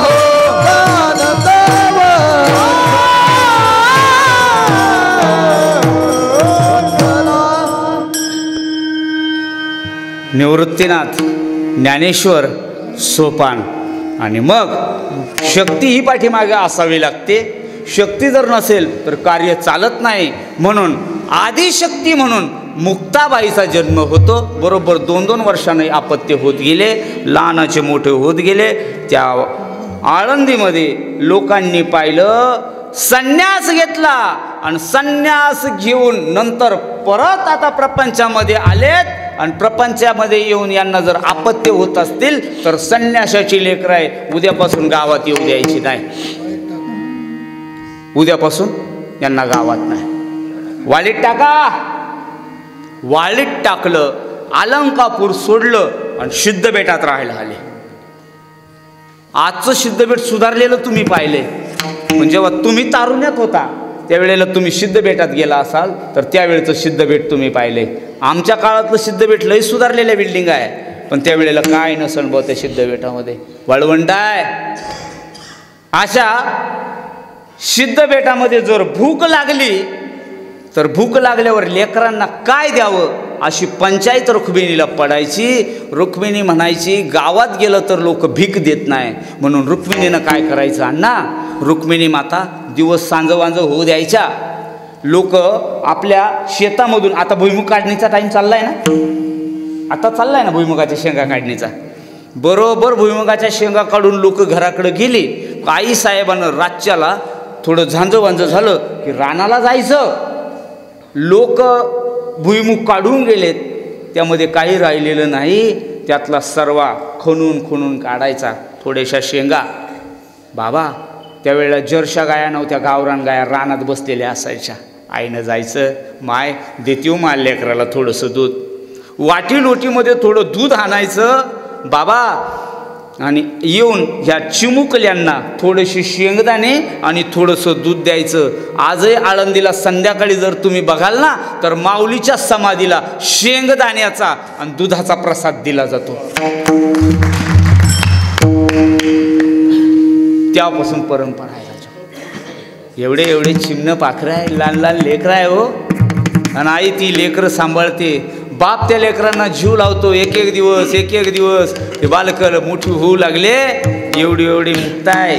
2 वर्षानं वडील थोडे सोपानदेव आहे, त्यापेक्षा थोडी ज्ञानोबा आहे, आणि त्यापेक्षा थोडी निवृत्तीनाथ आहे. बाबा आई बापाला वाटायचं या लेकरांची मुंज व्हावी, या लेकरांना समाजानं स्वीकारावं, म्हणून यांच्याकडे जायचं. दादा आमच्या लेकरांना पण मुंज करावं, आमच्या लेकरांना समाजात घ्यावं, तुमच्यासारखे आमची लेकरं शिकू द्यावं, तुमचे लेकरं जशी शाळेत जाता आमच्या लेकराला जाऊ द्यावं. याच्याजवळ दंडवत कर, त्याच्याजवळ प्रणाम कर, हात जोडायची कोपरापासून, नाक घासून प्रणाम करायची. ना संन्यासाची लेकरं तिथंच ठेवायची, गावात आणायची नाही, आणि तुम्ही यायचं नाही. काय करू आम्ही, काही करू नका. तुम्हाला जर यांच्यासाठी शुद्धीपत्र पाहिजे असेल तर पैठण त्यावेळेला कोर्ट होतं, शुद्धीपत्र आणायला पैठणला जा. पैठणच्या पीठानं जर स्वीकारलं तर आम्ही गाव स्वीकारू अलंकापूर, अन्यथा आम्ही स्वीकारणार नाही. ज्या माऊलीच्या समाधीच्या दर्शनाला लाखानं गर्दी होते, त्या माऊलीला शुद्ध पत्र घेण्याकरता, शुद्धीपत्र मागण्याकरता आई बापाला लोकापुढं नाक घासावं लागलं. लोकापुढं नाक घासलं त्याने, नाही लोकांनी शुद्धीपत्र दिलं. पैठणला गेले, विठ्ठलपंत तिथं गेल्यावर विचारलं, आमच्या लेकरांच्या मुंज करायचं आहे, चूक माझ्याकडून झाली ना, प्रायचित्त मला द्या.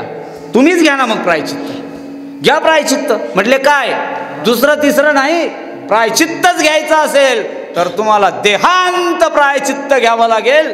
तुमचं जर देहांत प्रायचित्त झालं तर आम्ही तुमचे लेकरं सांभाळू. विठ्ठलपंत आलेत, रुक्मिणी मातेला सांगितलं, हे पीठानं तर असं सांगितलंय, जर आपण देहांत प्रायचित्त मी घेतो तर माझ्या लेकरांची मुंज होईल, माझ्या लेकरांना गाव स्वीकारल. काय करू? पत्नी कशी असावी अण्णा? पत्नी अशी असावी, पतीचं जे मत आहे त्या मताशी पत्नी सहमत पाहिजे. पतीची माता अनुसरणी पतिव्रता, अनुसरणी पतिव्रता, अनुसरणी पतिव्रता. पतीची माता पतिव्रता,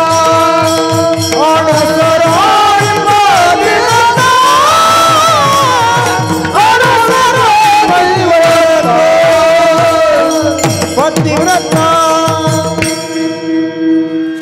तुम्ही एकट्यानं का घ्यावा? संसार थोडी तुमचा एकट्याचा आहे, संसार माझाही होता ना. तुम्ही थोडं एकट्यानं लग्न केलंय, मी तुमच्याबरोबर विवाह केला ना. तुम्ही थोडा एकट्यानं संसार थाटला, एकट्यानं लेकरं थोडी झाली, मी संसारात होते ना. मग मी प्रायश्चित्त घ्यायला येईल ना धनी. दोघाही दाम्पत्यानं आपल्या लेकरांसाठी देहांत प्रायचित्त घ्यायचं ठरलं माऊली. दोघंही आपल्या लेकरांकरता देहांत प्रायचित्त घेतात. दोघंही शांत झाले. आता मात्र या लेकरांना वाली कोणी राहिलेलं नाही, कोण नाही. अलंकापुरामध्ये जर गेलं ना तर आळंदीतली लोक त्यांच्या झोळीमध्ये ज्ञानोबारायाचं शेण टाकायचे हो. एके दिवशी मांडे खाण्याची इच्छा झाली म्हणून मुक्ताईनं खापर आणण्याकरता गावात गेलं. मुक्ताईला काय कळत होतं खापरण, काय कळत होते मांडे. गावात गेली, एक कल्पना डोळ्यापुढं आणा. आई नाही, आई बाप नाही हो, आई नाही बाप नाही. 4 लेकरं एवढी एवढी एका कोपट्यामध्ये गावाच्या बाहेर राहता आणि सुंदर असं गाव आहे. गावातली श्रीमंत गडगंज संपत्तीवान लोक राहत आहेत. एवढी एवढी 4 वर्षाची पोरगी गावात येते आणि सांगते माझ्या भावाला मांडे खाण्याची इच्छा झाली, कुंभारदादा मला एवढं खापर द्या ना. माय घरात आई नाही आहे गावाला माहीत आहे, घरात बाप नाही गावाला माहीत आहे, आणि आपणच या लेकरांना वाळीत टाकलंय हे लोकांना माहीत आहे. त्रास द्यावा तरी किती किती त्रास द्यावा. मुक्ताई खापर घेऊन ज्या वेळेला गावातून बाहेर निघाली तर दणकणी खापर रस्त्यावर आपटावून त्याच्या कपच्यावर पाय द्यावा. रडत कसं पोरगी पळत जावं. पोरगी पळत गेल्यावर बाहेर असणाऱ्या निवृत्तीनाथाचं मन काय म्हणलं असेल, आतमध्ये असणाऱ्या त्या ज्ञानोबारायाचं काय मत म्हणलं असेल. ज्ञानोबारायाचा अग्नी भडकला, ताटी लावून घेतली आणि मुक्ताईनं उपदेश करावं. दादा आपला जन्म याच्यासाठी नाहीये, या लोकांना सरळ करायचंय आपल्याला. आपल्याबरोबर तिरपी वागणारी लोक आहे ना, या लोकांची चूक नाही, त्यांची बुद्धीच भ्रष्ट आहे. यांच्यासाठी तुमचा जन्म आहे. दादा ताटी उघडा, राग आवरा, या लोकांना माफ करा, क्षमा करा. दादा ताटी उघडा, दादा ताटी उघडा दादा. एवढ्या एवढ्या मुक्ताईनं म्हणावं आणि ज्ञानेश्वरांना ऐकावं. ताटीचे अभंग घडले दादा. वेळ नाही आपल्याकडं असतील का. ज्ञानोबारायांना ऐकलंय, पाठीवर मांडे भाजून खाल्ले. कितीतरी प्रसंग जीवनामध्ये घडलेत. निवृत्तीनाथांकरवी ज्ञानेश्वर महाराजांनी हरिपाठ लिहिला, अमृत अनुभवलेला, श्रीमद्गीतेवर टीका केली, ज्ञानेश्वरी ग्रंथ लिहून झाला. आणि मग आता ज्ञानोबाराय मागच्या एकादशीला आजपासून पंधरवाड्याला मागं बरोबर मागं जा पंढरपूरला गेले आणि पांडुरंगा चरणी हात जोडून म्हणू लागले, देवा हे माय बापा आता मला मात्र नको हे जगामध्ये ठेवू.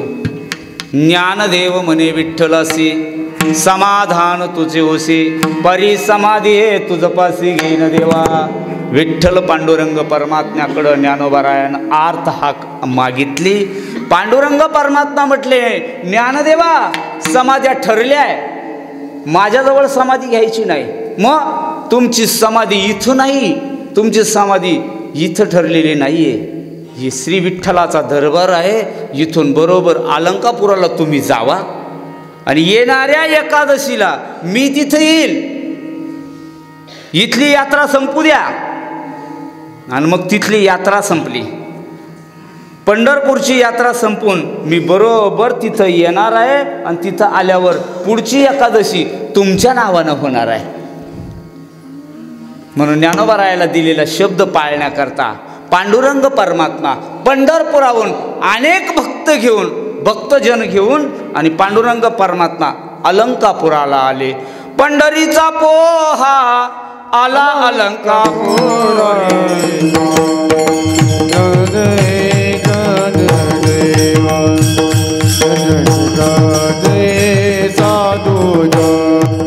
पंढरीचा पोहा आला अलंकापुरी, पंचकोसावरी साधूजन, पंचकोसावरी साधूजन.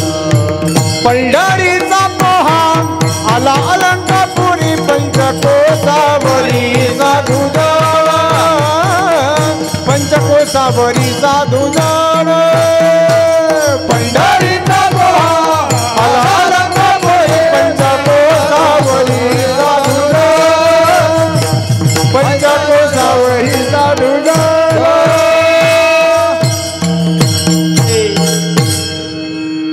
पंढरपुराहून बरीचशी मंडळी आलीत आणि या पंचकृषीमध्ये अलंकापुराच्या साधू सज्जन सगळे जमा झालेत. इंद्रायणीच्या बाजूनं 2 तर्फा आहेत. इंद्रायणीचं एक पल्याड तीर्थ म्हणलं जातं आणि एक आल्याड तीर्थ म्हणलं जातं. वारकरी मंडळी आपल्या खांद्यावर पताका घेऊन आणि त्या बरोबर इंद्रायणीच्या दोन्ही बाजूनं उभं राहिलेत, जणू ती इंद्रायणी नटली होती. मध्ये इंद्रायणी मनोहार, मध्ये इंद्रायणी मनोहार, मध्ये इंद्रायणी मनोहार, मध्ये इंद्रायणी मनोहार. कल्याण कल्याण पताकांचे भार,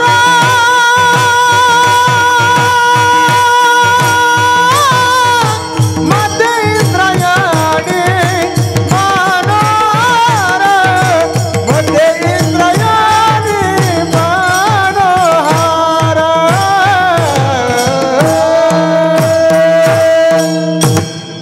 वा अण्णा वा. आल्याड पल्याड, अलीकडं आणि पलीकडं पताकांचे भार, मध्ये इंद्रायणी इतकी सुंदर दिसत होती.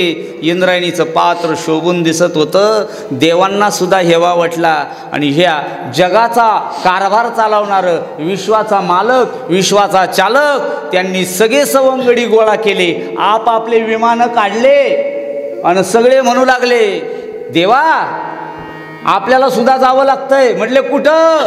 अलंकापुराला समाधी सोहळा होणार आहे. नामदेव महाराज लगबगीनं देवाकडे गेले. ओ पांडुरंगा, ओ देवा. म्हटले काय? अलंकापुराला मोठा सोहळा सजलाय, आपल्याला जावं लागणार आहे.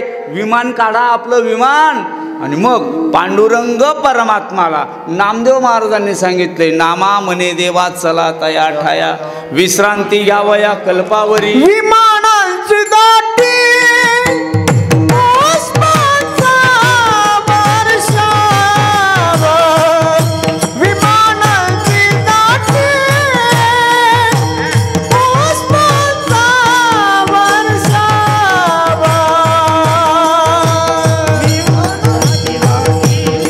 स्वर्गहून देव करितात, स्वर्गहून देव करितात, विमानांची दाटी पुष्पांचा वर्षाव, विमानांची दाटी पुष्पांचा वर्षाव. वा वा वा वा. गोड अशी विमानाची दाटी झाली. बरोबर 10:30 वाजले होते. तिथलं सांगतो, सगळी मंडळी शांत आहे. अलंकापूरला काय माहित नाही. अजून आळंदीला कळालं नाही. अजून ती त्याच भ्रमात आहे. कोणत्या? इथं संन्याशाची पोरं राहत्यात आणि त्यांना आपण खायला द्यायचं. यांच्या डोक्यात हे राहिलेलंच नाही काही. यांना हे माहीतच नाही बाबा. यांनी अनेक चमत्कार केलेत. मी नाही आज कथन केले, मला तितका वेळ नाही मिळाला आज. पंकज भाऊ, पण या लोकांनी तो भ्रम डोक्यातला अजून काढलेलाच नव्हता.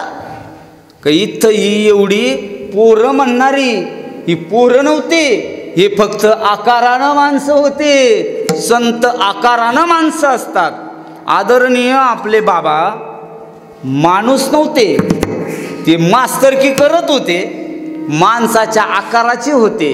संत माणसाच्या आकाराचे असतात, ते माणसं नसतात. संत नवती जगा माणसाचा सारिखे, संत नवती जगा माणसाचा सारिखे, संत नवती जगा माणसा सारिखे, संत नवती जगा माणसा सारिखे. समुद्र नदी नोहे पैगा, आसन म्हणून हे लिंगा, संत नवती जगा माणसाचा सारिखे, संत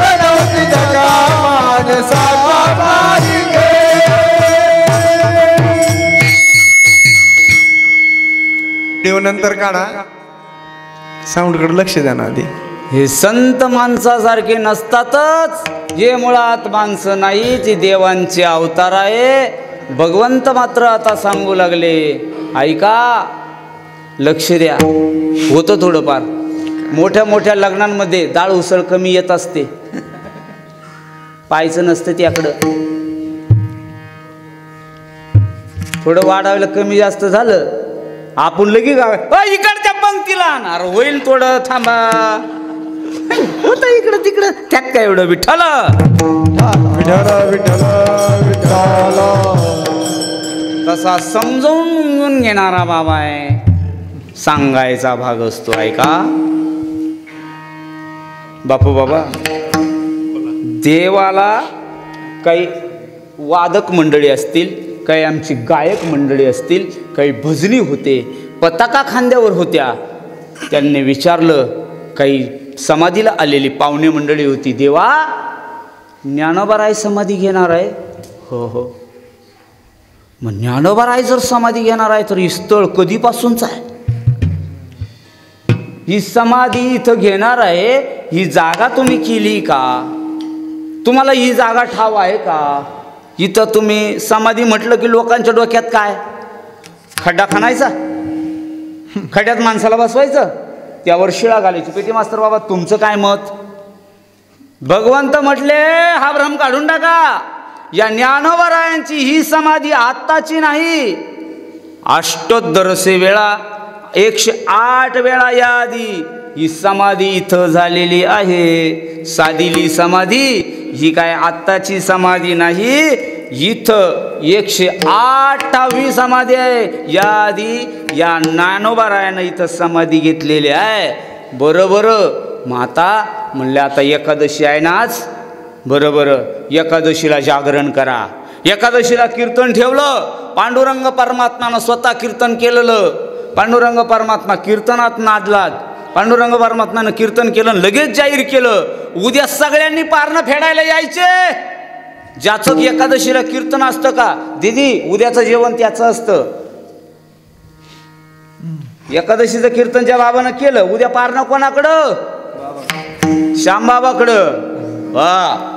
पांडुरंग परमात्मा म्हटले, उद्या सगळ्यांनी जेवणाला यायचं. उदयी का पारणे द्वादशीचे, उदयी का पारणे द्वादशीचे, उदयी का पारणे द्वादशीचे, उदयी पारणे द्वादशीचे, हरिदिनी जागरा केला निशिदिनी, उदयी का पारणे द्वादशीचे, उदयी का पारणे द्वादशीचे.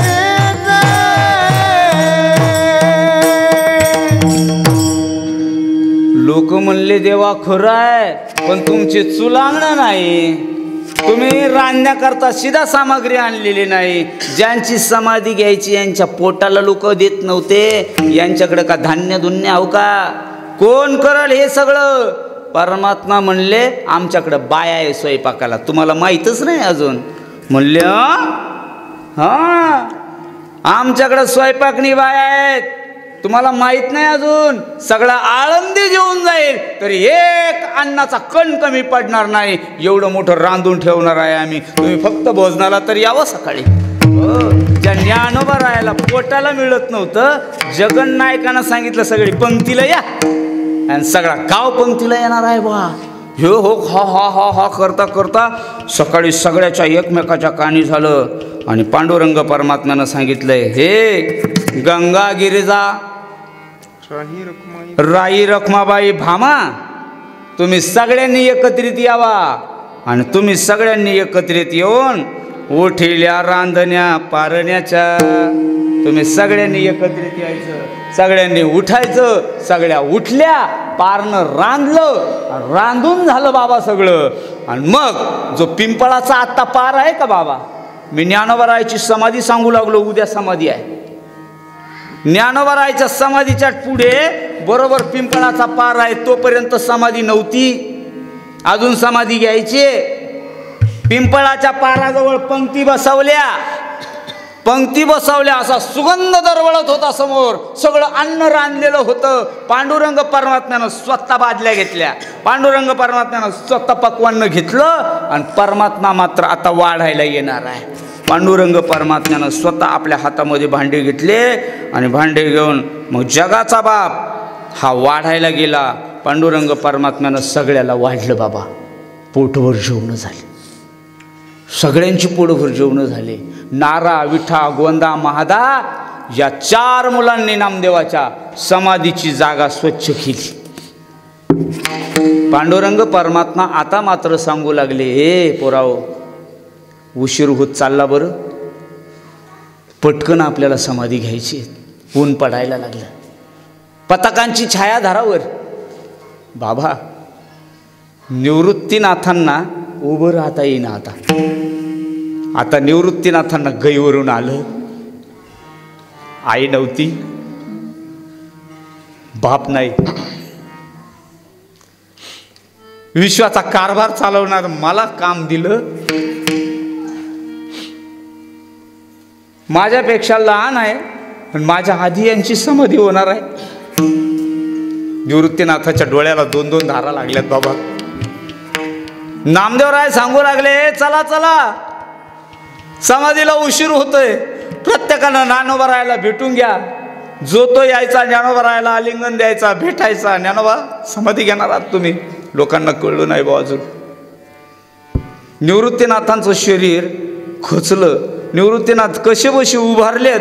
ज्ञानोबा रायाच्या जवळ गेले, जवळ जाऊन कडकडून आलिंगन दिलं आणि मागच्या आठवणी करू लागले.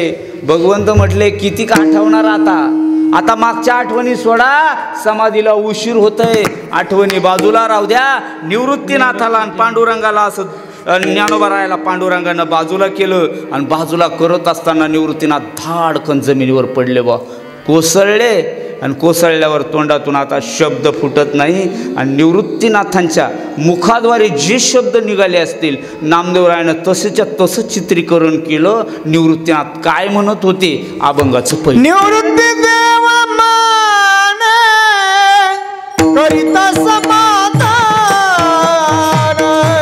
निवृत्ती देव मान करिता समाधान.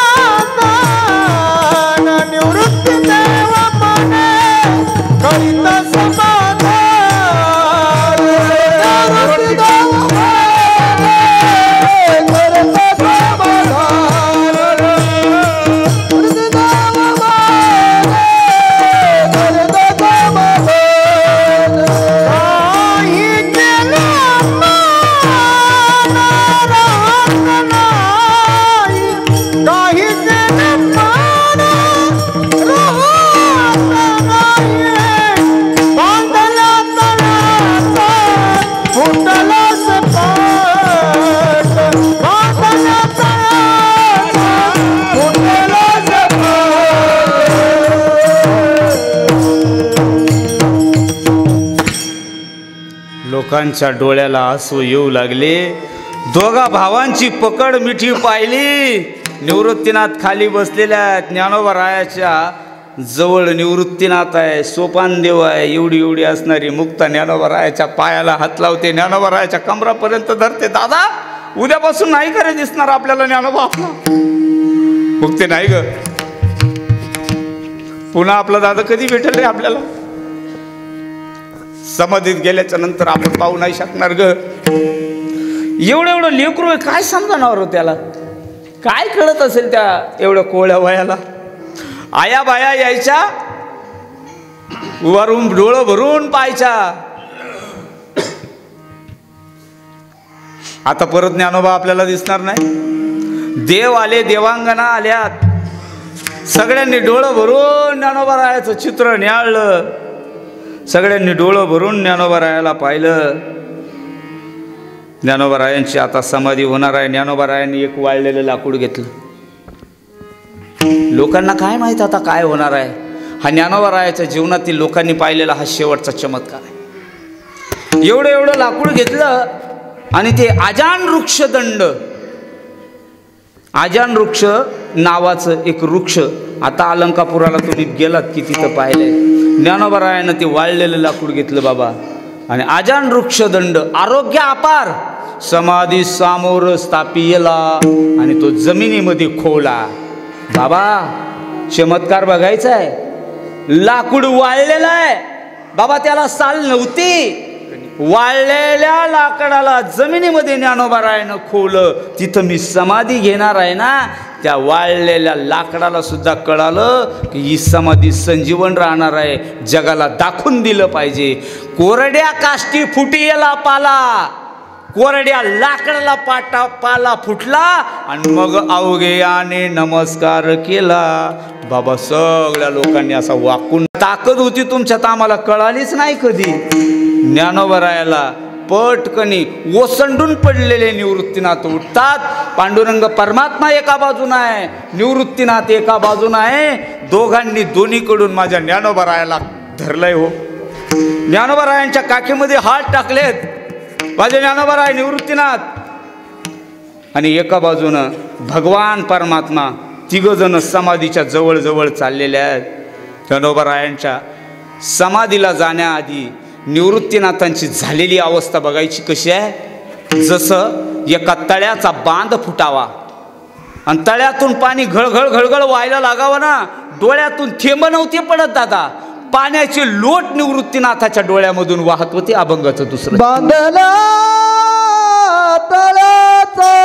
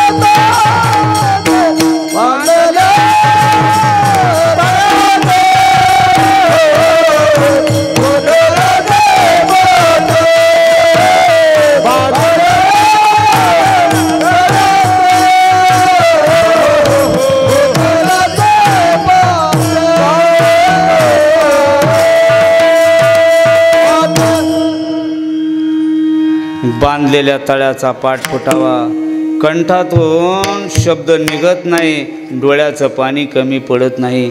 राजाओ कितीही सांगितलं तरी निवृत्तीनाथाचं ओतीव दुःख आता दिसणार नव्हतं. नामदेव महाराज म्हटले, देवा यांना आवरा.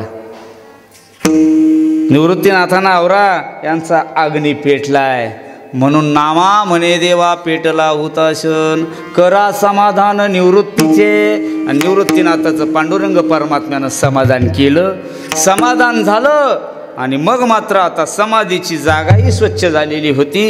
आसन टाकलेलं होतं, पुढे धुनी लावलेली होती आणि ज्ञानोबारायाला आता घेऊन निघालेत. सगळे सज्ज झालेत. स्वर्गातले विमान गर्दी करू लागले. देव आलेत. देवांनी हातामध्ये पुष्प घेतलेले आहेत. अख्ख्या अलंकापुरावर पुष्पवृष्टी होणार होती. सगळे सुरगण जमलेले आहेत, देवगण जमलेले आहेत. देवानं आणि निवृत्तीनाथानं ज्ञानोबारायाला हाताला धरलं आणि दोघं समाधीकडे घेऊन निघाले. त्यांना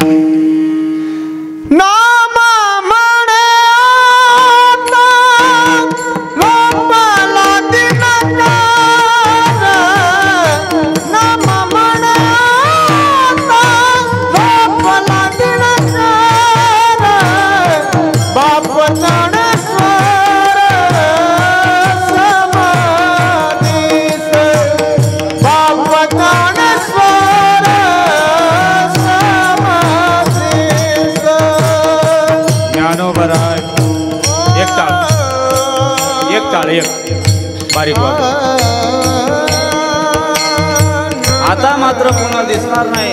नामदेव महाराज सांगू लागले जगाचा बाप अविश्वाचा मालक जसा सूर्य आहे असा आता परत ज्ञानोबा आहे आपल्याला दिसणार नाही.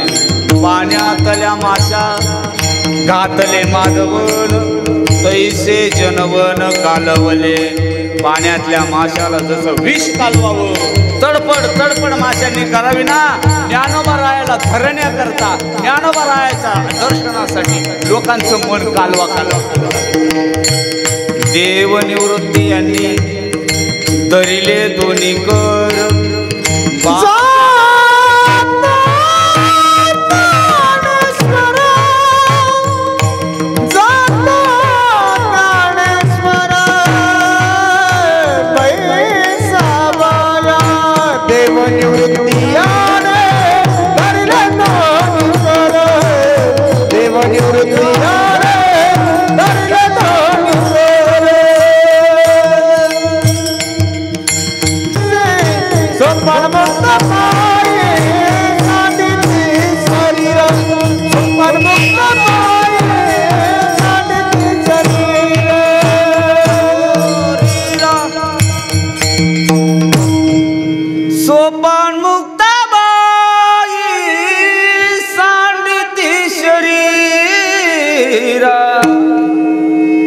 शरीर खाली पडलेले आहेत.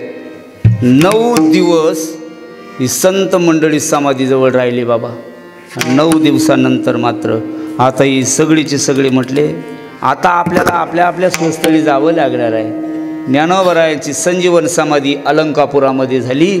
या समाधीच्या दर्शनाला ही लोक जेव्हा येतील ना आजान वृक्षाच्या झाडाखाली बसून नुसतं यांनी एक पारायण जरी केलं तरी तर ज्ञानेश्वरी जरी वाचली आणि वाळलेलं पान जर खाऊन ज्ञानेश्वरी वाचली तर यांना अधिक ज्ञान प्राप्त होणार आहे. ज्ञानोबराय प्रत्यक्षात यांना भेट देणार आहे. म्हणून अजान वृक्षाची पाने जाण जो भक्षून करील अनुष्ठान तया प्रत्यक्ष ज्ञानदेव देईल भेटी. म्हणून ही समाधी तुमच्या आपल्यासाठी राहिल्या त्या समाधी जगा माझे. आता बस त्यांची समाधी उरलेत म्हणून नामदेव महाराज देवाला म्हणतात नामा पुंडलिक निघाले बाहेरी गरुडावरी देव स्वार झाले. पुंडलिक वरदा हरी विठ्ठल श्री ज्ञानदेव पंढरीनाथ. आणि मग सगळ्या अलंकापुरानं हे दृश्य पाहिलं आणि जे या दृश्यातून वंचित राहिले होते ते म्हणले चला देव तर गेला उठून समाधी राहिलेल्या आहे चला देवाच्या नावानं थोडं भजन करूया. म्हणून बाकीच्या लोकांनी हातानं टाळी आणि मुखानं तिथं जयघोष केला ना आपण सुद्धा तो जयघोष इथं करायचा आहे. विठोबा रखुमाई